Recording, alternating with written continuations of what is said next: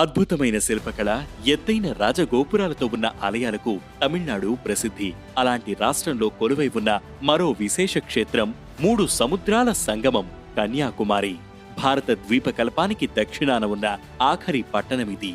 అందుకే దీనిని the last point of India అంటారు. పరమేశ్వరుడికి వారణాసి నివాస స్థలమైనట్లే పార్వతీదేవికి కన్యాకుమారి నివాస స్థలమని ఇక్కడ భక్తుల విశ్వాసం. తూర్పున ఉన్న బంగాళాఖాతం, పశ్చిమాన ఉన్న అరేబియా సముద్రం, దక్షిణాన ఉన్న హిందూ మహాసముద్రం కలిసే మహత్తరమైన ప్రదేశమిది. బంగాళాఖాతం అరేబియా మహాసముద్రాన్ని వేరు చేస్తూ హిందూ మహాసముద్రం ముందుకు చొచ్చుకుని వస్తుంది. చెన్నైకి 743 కిలోమీటర్లు, మధురైకి 250 కిలోమీటర్లు, తిరువనంతపురం నుంచి 90 కిలోమీటర్ల దూరంలో ఈ ఆలయం ఉంది. 3000 ఏళ్ల నాటి కుమారి అమ్మన్ ఆలయంలో పార్వతీదేవి కౌమార దశలో ఉన్న రూపంలో కన్యాకుమారిగా దర్శనమిస్తారు. ఈ విగ్రహాన్ని పరశురాముడు ప్రతిష్ఠించినట్లు స్థలపురాణం చెబుతోంది. ఇక్కడ అమ్మవారిని బాలాదేవి, కన్యాదేవి, దేవకుమారి అనే పేర్లతో పిలుస్తారు. 51 శక్తి పీఠాలలో కన్యాకుమారి ఒకటని, ఈ ప్రదేశంలో అమ్మవారి వెన్నుముక భాగం పడిందని చెబుతారు. అమ్మవారి ఆలయంలో సముద్రపు అలల ఘోష స్పష్టంగా వినిపిస్తుంది. ఆ అనుభూతిని ఆస్వాదించేందుకు భక్తులు ఈ ఆలయానికి ప్రత్యేకంగా విచ్చేస్తారు. 3 సముద్రాల తీరాన ఉన్న ఆలయంలో ఉన్న మూల గంగా తీర్థంలోని నీరు తీయగా ఉండడం విశేషం. బలిచక్రవర్తి 100 మంది కుమారుల్లో పెద్దవాడు బాణాసురుడు. ఆ రాక్షసుడు ప్రజలను ఇబ్బంది పెడుతుంటాడు.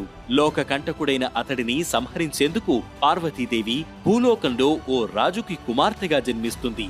మానవ రూపంలో ఉన్న ఆమెకు శివుడు ఒకానొక సందర్భంలో ఎదురవుతాడు. తనపై మనసు పడిన కన్యను పెళ్లి చేసుకునేందుకు ఒప్పుకుంటాడు. బ్రహ్మ ముహూర్తమే వివాహ ముహూర్తం. ఈ విషయం తెలుసుకున్న నారద మహర్షి అమ్మవారు వివాహమాడితే బాణాసురుడి వధ జరగదని ఆందోళన చెంది ఎలాగైనా ఆ పెళ్లిని ఆపివేయాలనుకుంటాడు. లోక కళ్యాణం కోసం వారి కళ్యాణాన్ని ఆపేందుకు వేసిన పథకం ఫలించింది. ఆ తర్వాత జరిగిన పరిణామాలతో పార్వతీదేవి కన్యగానే బాణాసురుణ్ణి వధిస్తుంది. కాని శివుడితో వివాహం ఆగిపోవడంతో ఆమె కన్యగానే ఈ ప్రాంతంలో ఉండిపోయింది. అందుకే ఈ ప్రదేశానికి కన్యాకుమారి అనే పేరు వచ్చినట్లు స్థల పురాణం చెబుతోంది. కన్యాకుమారి గర్భాలయం తూర్పు దిక్కుకు అభిముఖంగా ఉన్న భక్తులకు ఉత్తర ద్వారం ద్వారానే దర్శనం జరుగుతుంది. అందుకు ఒక కారణం ఉంది. తూర్పు వైపునే అమ్మవారి దర్శనం ఉన్న సమయంలో అమ్మవారి వజ్రపు ముక్కు పుడక నుంచి వచ్చిన కాంతి సుదూరంలో ఉన్న ఓడకు కనిపించేది. దాంతో నావికులు తీరానికి వస్తుండగా సముద్రంలో ఉన్న నల్ల రాతి గట్టులకు ఓడలు తగిలి ప్రమాదాలు జరిగేవి. దాంతో తూర్పు ద్వారాన్ని మూసివేశామని చెప్తారు.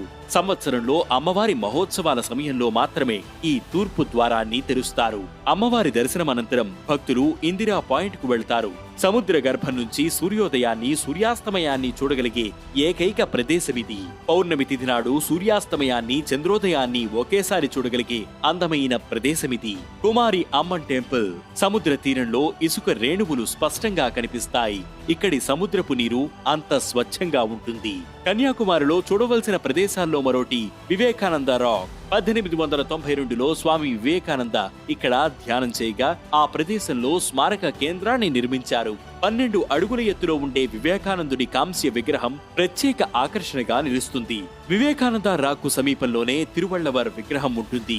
133 అడుగుల ఎత్తైన ఈ విగ్రహాన్ని చూడాలంటే పర్యాటకులు పడవలో ప్రయాణించి వెళ్లాలి. సముద్రంలో ఉన్న ఈ విగ్రహం ప్రపంచంలోనే ఎత్తైన విగ్రహాల్లో ఒకటిగా నిలిచింది.